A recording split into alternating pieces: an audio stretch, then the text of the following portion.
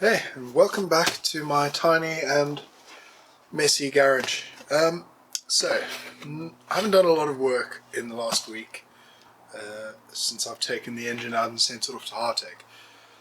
But I do have a few updates, and today I want to make a nice list of all the parts that I need going forward for when I get the engine back from Hartech. So what I'll do first is I'll start with I'll show some pictures on the screen, but I'll start with an update on the engine. So Lee at Hartech has taken the engine apart and a diagnosis of bore score, as we expected, but it seems a little odd. The bore score isn't caused by your usual scraping of the pistons, but rather some foreign object, some metal that's clearly gotten into the bore and found its way down the side of the piston and scraped up and down, and also bashed the piston and the head in doing so. Lee also said that he thinks the engine's been taken apart probably in the last 2 years. Now the guy I bought it from only owned it for 2 years, so it may well have been the owner prior to that. They say the engine's been opened, at least one of the heads has been taken off, seemingly to repair a valve seat.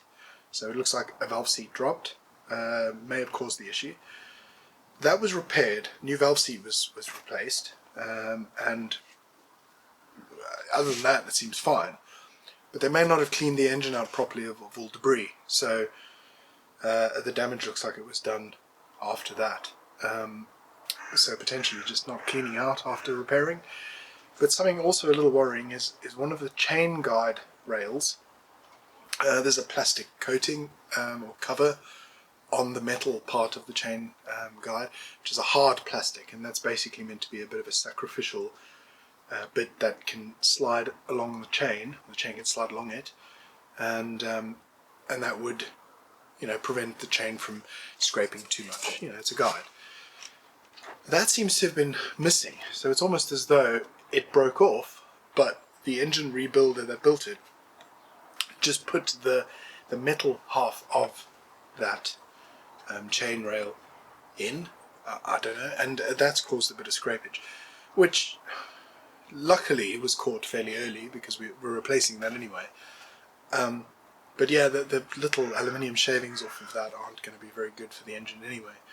So yeah, here's the pictures you can take a look at. So not great, but the bits that are good, I guess, if you look at it that way, are every bit that has been damaged in this whole encounter is going to get replaced as part of the engine rebuild. So yes, it could have been prevented, and I may not be rebuilding it if they just cleaned the engine out and didn't, leave some debris in there to cause the damage in the first place. Other than that, the engine seemingly looked healthy, so it's annoying because it was avoidable, but yeah, here we are. So the good news is there were no real surprises. All the parts that are damaged are going to be replaced anyway. The pistons are going to be replaced. Obviously the cylinders are going to be cut out and inserts put in. The chain guides are going to be replaced. There was also some extensive damage to one of the main bearings. Luckily not the crank. The crank's unscathed. Nice hard metal, that. But yeah, the bearing's going to have to be replaced, obviously. But it's good. It was caught early enough so that the bearing didn't spin.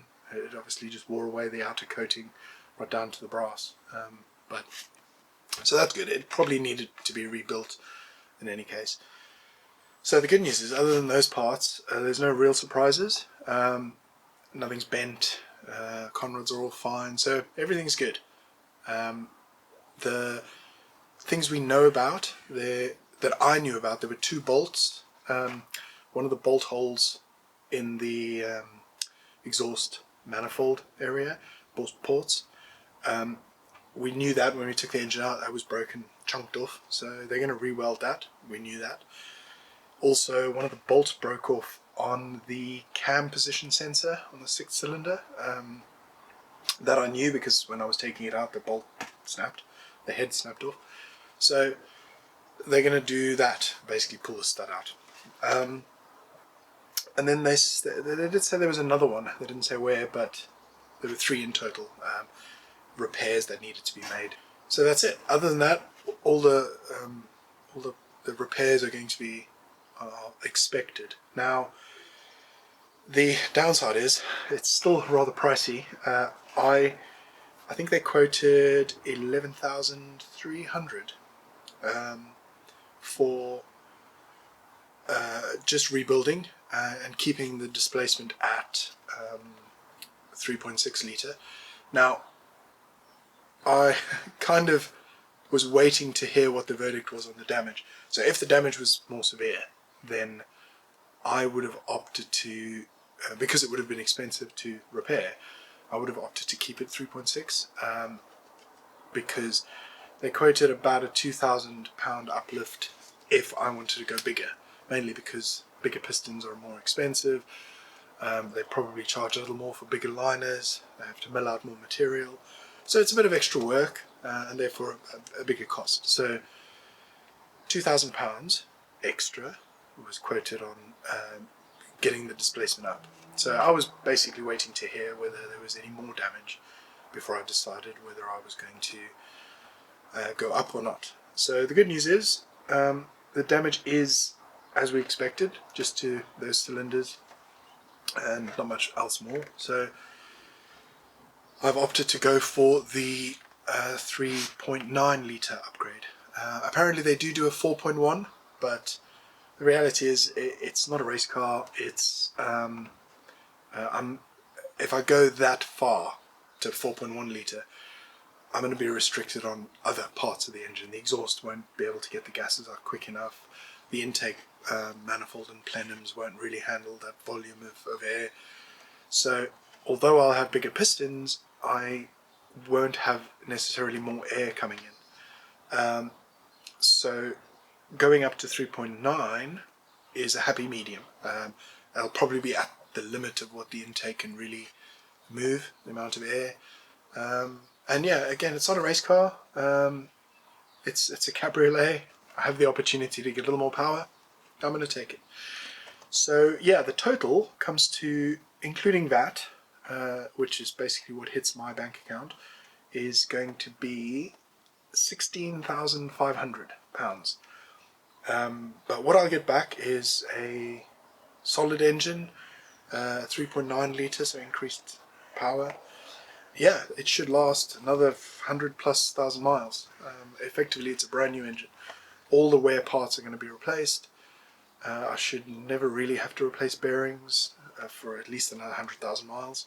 That's what I've opted for. So they're busy doing that now as we speak. They said I should get it in about 4 weeks. So they said potentially before Christmas. I need to make a list of parts that I want to replace. So I've kind of been putting off on that, mainly because of cost. If they were going to tell me it's going to cost me £20,000 to get that engine up again, I would probably opt to get the car running first over adding parts, performance parts particularly.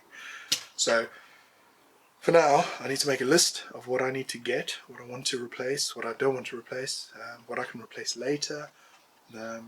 So as you may expect, I'm on a bit of a tight budget, so for all the parts that I need to buy, I'm going to split them up into what's essential and what is kind of optional at the moment. Things like coil packs. I could probably replace the coil packs later. Put up a little... Okay, there we go. A little list. Okay, so let's start with what's essential.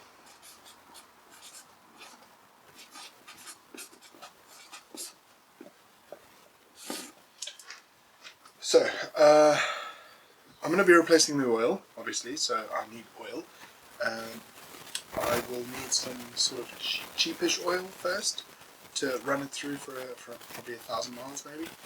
And then I'd replace the oil filter and the oil again to cycle it through. So I will definitely need oil and oil filter. Okay, so that starts us off with that. Now, I had to remove the power steering pump and drain all the oil from that. I have to replace that. I can't put the old oil back in. Power steering oil, definitely. I've drained all the coolant. I'm going to have to replace the coolant, so I'm going to need coolant. Okay, now the flywheel bolts are taught to yield, so it basically means they stretch slightly, stretchies, which means you use them once, and when you remove them, you've got to replace them. So I'm going to have to replace my flywheel bolts because I need to buy the right Torx tool for that. I think it's a Torx 55. So I may need a tool, Torx 55. Call that a tool. Flywheel bolts. Flywheel bolts. Yes. So the other thing is the prop shaft. When I removed the gearbox, I think the prop shaft was already cracked, but jiggling the gearbox and engine out, I ultimately tore the rubber flexi on the prop shaft coupling. So I definitely need that flexi. So definitely need that. Then I may need some gaskets. Hartech have told me that they're going to send me the remainder of the gaskets that come with the head set. They should have gaskets like the exhaust manifold, as well as the intake gaskets, like that. But if they don't, I'm going to have to buy these. I can't use those ones again, definitely not. So I may need some gaskets, but I don't know what they are now, so I can't really order them just yet. Gaskets. Okay, also, I would like to replace the gearbox mount, but I may put that under the question mark pile. GB mount. My handwriting is terrible. Okay, that should be good. And then the engine mounts. The engine mounts, for some reason, are solid. I have looked through the paperwork, and it looks like I don't think it was the previous owner, I think it was the owner before that. I can see in some of the paperwork that they had the gearbox mounts replaced with solid ones, or yeah, that I prefer a more comfortable ride, less vibration coming from the engine, and also I don't want the engine carrier to crack. Ultimately, that's what it's for. It's there to absorb vibration. So I'm going to replace just with the OEM standard ones. So definitely want those.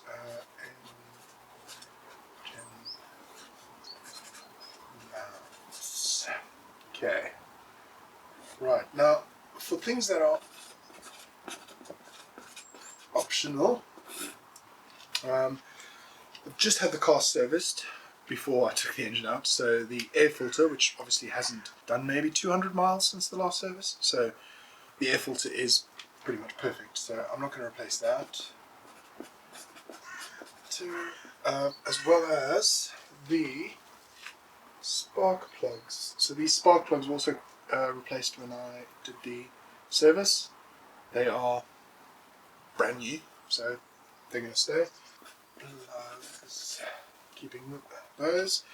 Then the other thing is the clutch. My plan was originally to replace the clutch, but once I pulled it out, I realized it's basically new.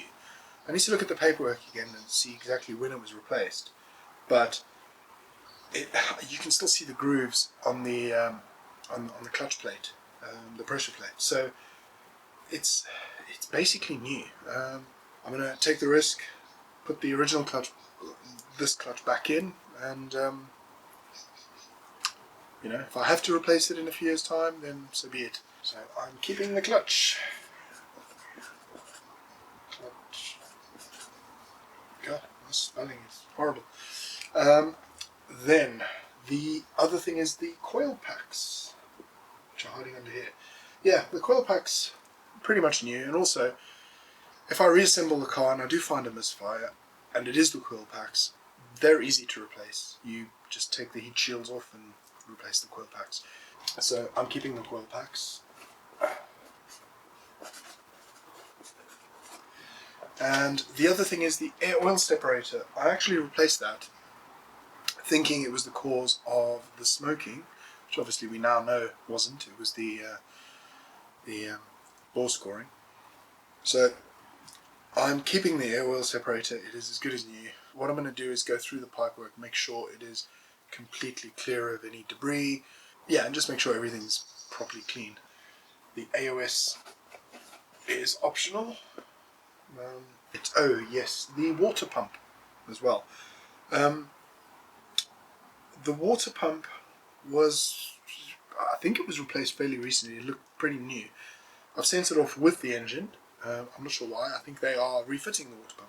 So that's another reason why I may keep it. I looked at it, as good as new. It wasn't a metal one, so there's no chance of the metal fins grating. So it was a plastic one. So yeah, I'm going to keep it. It'll be fitted on the engine when I receive it again, so I may just keep it. So I'm going to say water pump. There's a question mark at this stage. May or may not replace it. I think that's it. I think that's all I need. I'll probably need some other peripherals. I think I have enough brake cleaner for any cleaning I need to do. Oil cooler. I'm going to look at that.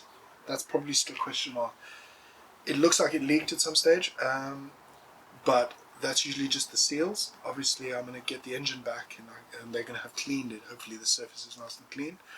I'm going to clean the surface on the oil cooler and just make sure that that is good. Yeah, so I think I'm going to keep that for the time being. Yeah, and that's it. There's a few other little odd jobs I need to do. Lots of cleaning, basically.